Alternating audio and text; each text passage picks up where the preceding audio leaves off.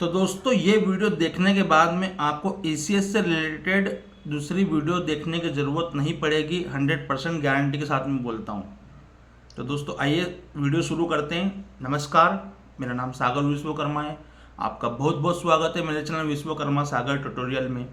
तो दोस्तों ईसीएस क्या होता है? ईसीएस से रिलेटेड बहुत सारे लोगों के मन में क्वेश्चन रहते हैं या डर रहता है, क्योंकि कई बार मैं भी बोलता हूँ कि ईसीएस कैंसिल कर दो, क्योंकि अगर आप नहीं करोगे तो अननेसेसरी की पेनल्टी लगती है। और दूसरे कुछ यूट्यूबर्स ये भी बोलते हैं कि अगर आप ईसीएस खुद से कैंसिल करते हो तो एक क्राइम की श्रेणी में आता है, जिसमें आपको भविष्य में दिक्कत हो सकती है। तो आज सारे क्वेश्चन के आंसर मैं इसी वीडियो में देने वाला हूँ। आपको इसके बाद में दूसरा वीडियो देखने की ज़रूरत बिल्कुल नहीं पड़ेगी, क्योंकि आप पूरी तरीके से समझ जाएंगे। तो दोस्तों आपसे ये उम्मीद है कि आप ये वीडियो पूरा बिना स्किप करें आप देखिए।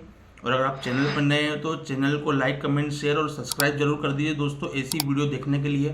क्योंकि मैं ऐसी कंटेंट के ऊपर वीडियो बनाता हूँ जो हम प्रताड़ित हैं, प्रताड़ना से कैसे बचना है, रिकवरी वालों से, और जो भी बैंकिंग से रिलेटेड है कि बैंक कब क्या करती है ईसीएस कैंसिल होने पे, या बहुत सारे क्वेश्चन है, सभी के आंसर मैं मेरे वीडियो के दौरान आप लोगों को देता हूँ।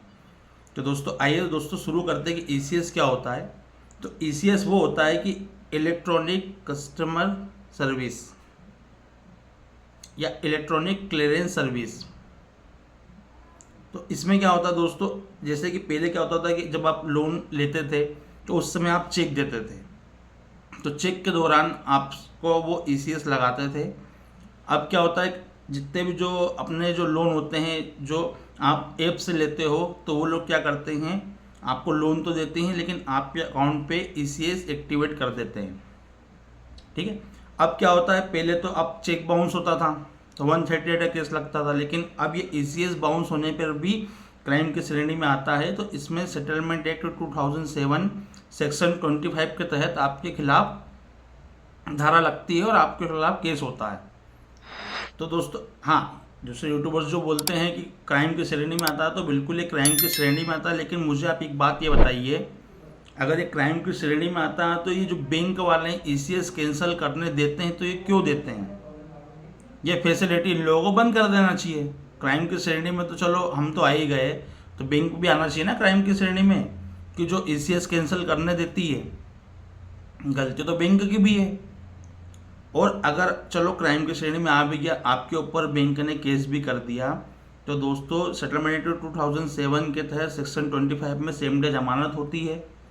चेक बाउंस के केस में भी सेम डे जमानत होती है, तो आपको डरने की ज़रूरत बिल्कुल भी नहीं है, ये मैं आपसे बताता हूँ। और आपको एक बात मैं बिल्कुल ये बता दूं कि मैंने खुद ने ईसीएस कैंसिल किया हुआ है। मेरा आईसीआईसीआई बैंक में सैलरी अकाउंट था और मेरे उस बैंक में बहुत सारे ईसीएस लगे हुए थे दोस्तों। अगर मैं उसको कैंसिल नहीं करता तो करीबन ये मान के चलो ईसीएस बाउंस में तकरीबन मुझे 4 से 5 हज़ार रुपये की पेनल्टी हर महीने लगती, क्योंकि मेरे बहुत सारे ईसीएस लगे हुए थे उसमें। मेरे एक फ्रेंड ने मुझे सजेस्ट किया था और मैंने थोड़ा समझा भी था कि ईसीएस कैंसिल करने पे क्या होता है क्या नहीं होता है। तो देखो, जो बाद में होना है वो तो अपने को मालूम है, होगा कि नहीं होगा ये अपन नहीं जानते।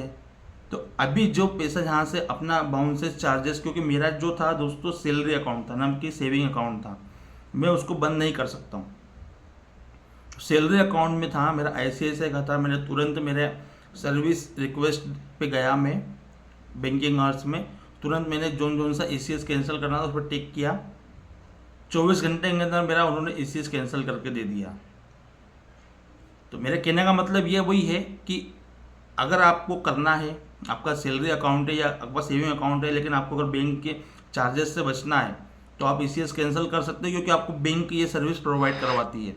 अगर एक क्राइम की श्रेणी में आएगा तो बैंक के ऊपर भी क्राइम की श्रेणी में जाना चाहिए, बैंक भी जवाबदार होना चाहिए, क्योंकि बैंक कैंसिल क्यों करने दे रहा है, या तो बैंक को कैंसिल करने देना ही नहीं चाहिए।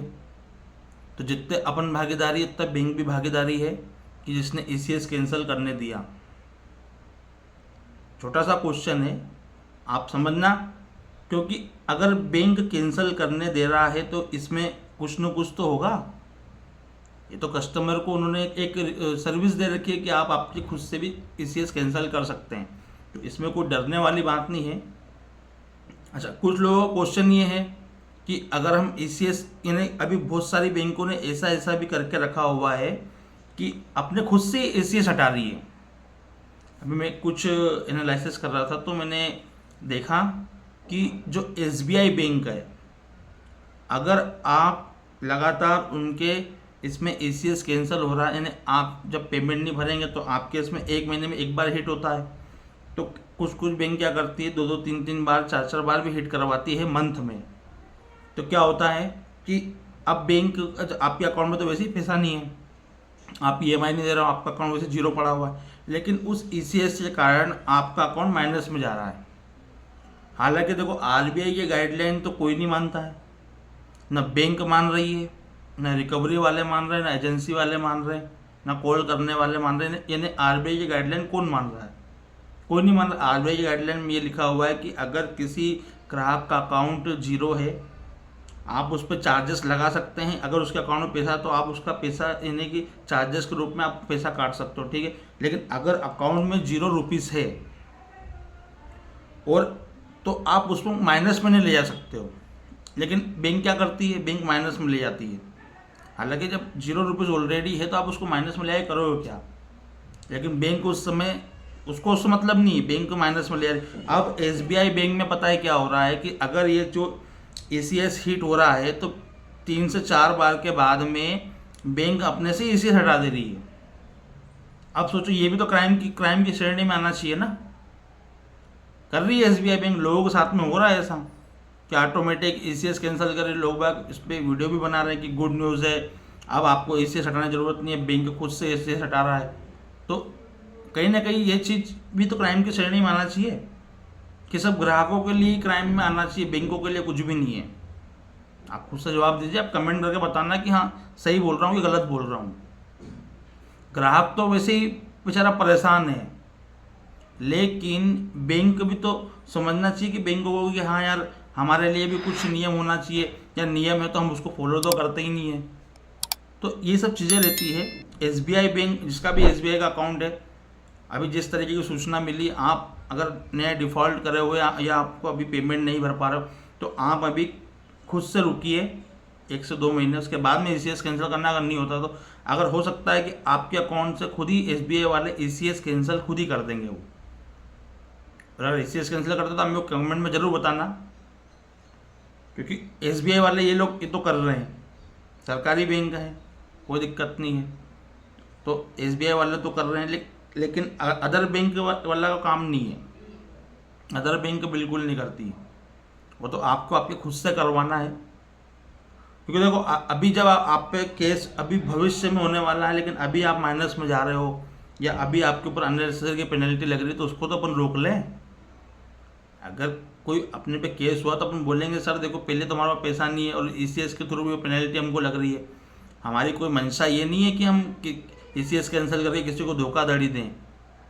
हमारा तो मेन ये है कि हमारा जो पैसा है फोकट में और पेनल्टी के रूप में जा रहा था, हम उसको रोकने के लिए हमने किया है। आप आपका मत तो रख सकते हो ना। एक ही इनने जो बना दिया, बोले कि आपने ECS कैंसिल कर दिया तो आपने क्राइम कर दिया, बिना पूछे कर दिया। अरे तो बिना पूछे कर दिया तो उसके लिए भी आपका जवाब है ना।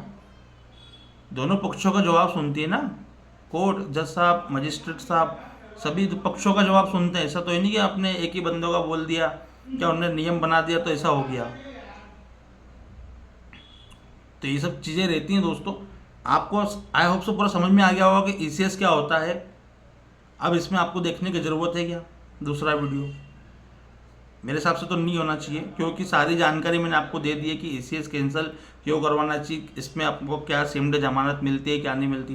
तो आपको सारी जानकारी मैंने दे दी दोस्तों। अगर वीडियो अच्छा लगा हो तो प्लीज़ चैनल को लाइक, कमेंट, शेयर जरूर कीजिए, और ऐसी वीडियो देखने के लिए मेरे चैनल को सब्सक्राइब कर लीजिए। पैसा है तो प्लेन का पूरा पैसा दे दो, नहीं तो स्वस्थ रहो, मस्त रहो, रिकवरी वालों के लिए सख्त रहो। जय हिंद, जय भारत।